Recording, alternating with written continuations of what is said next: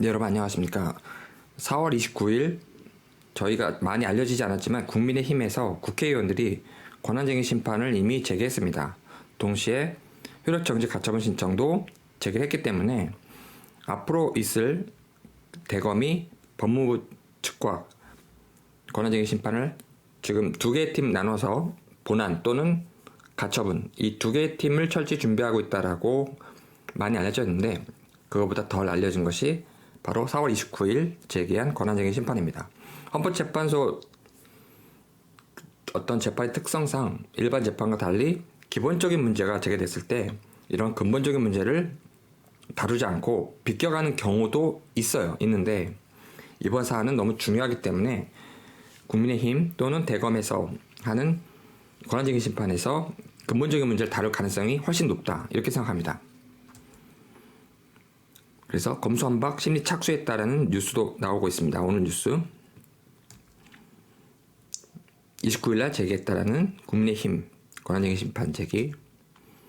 국가기관끼리의 다툼. 전족수도 헌법소원과 다른데, 헌법소원은 헌법재판소법 68조 1항과 2항이 있는데 헌법소원은 국민과의 관계입니다. 핵심적인 차이는 국가 공권력이라고 하는 공권력과 국민과의 관계가 헌법소원, 그 다음에 권한쟁의 심판은 국가기관끼리.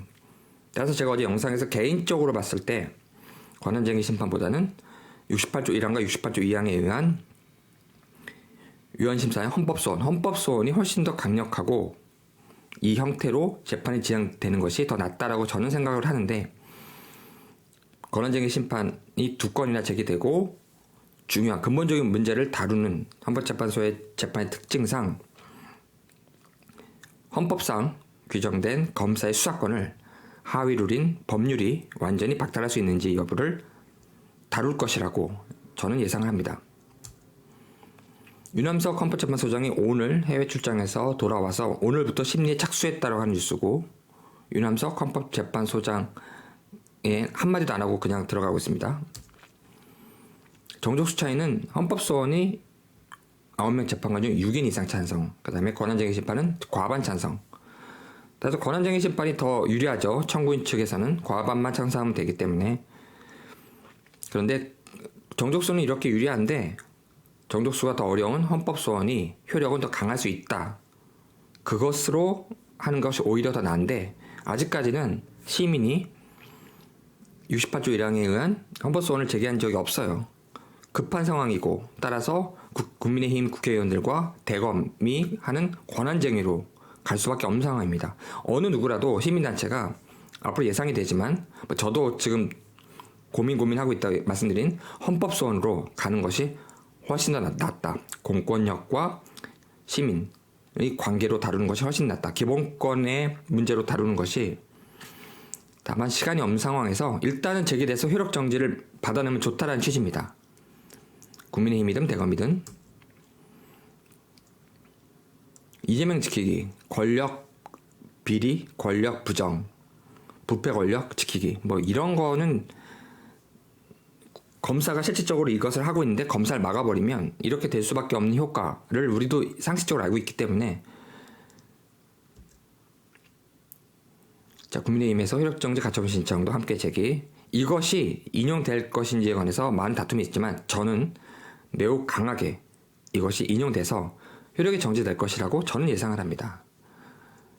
그 이유는 이미 여러 번 이 문제는 이미 공론화돼서 많은 국민이 알고 있는 기본적인 문제이기 때문에 명확해요, 쟁점이.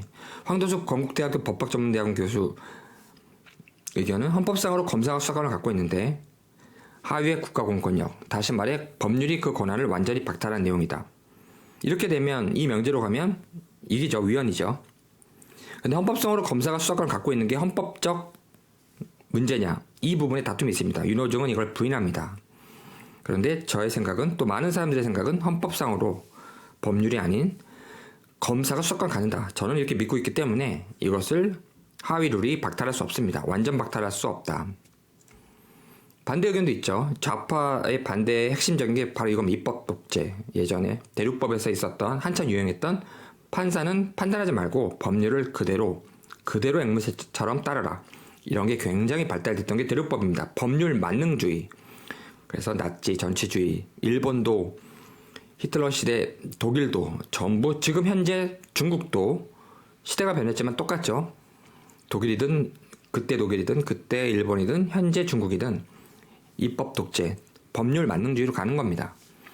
그런데 문명 국가가 더 발전됐죠. 그래서 독일이나 영미법에서는 법률이 만능이 아니고 헌법재판소가 탄생하고 헌법재판이라고 하는 제도가 탄생해서 법률을 위헌화시키는 이런 경우가 굉장히 많습니다. 그래서 일단 법이 효력을 발생한 이후에 그 법을 바꿀 수 있는 것은 결국 국가밖에 없다. 잘못된 생각입니다.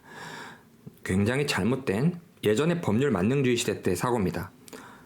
지금 현재의 중국식 사고고 따라서 헌법재판소가 광범위하게 이미 우리나라도 개입하고 있습니다.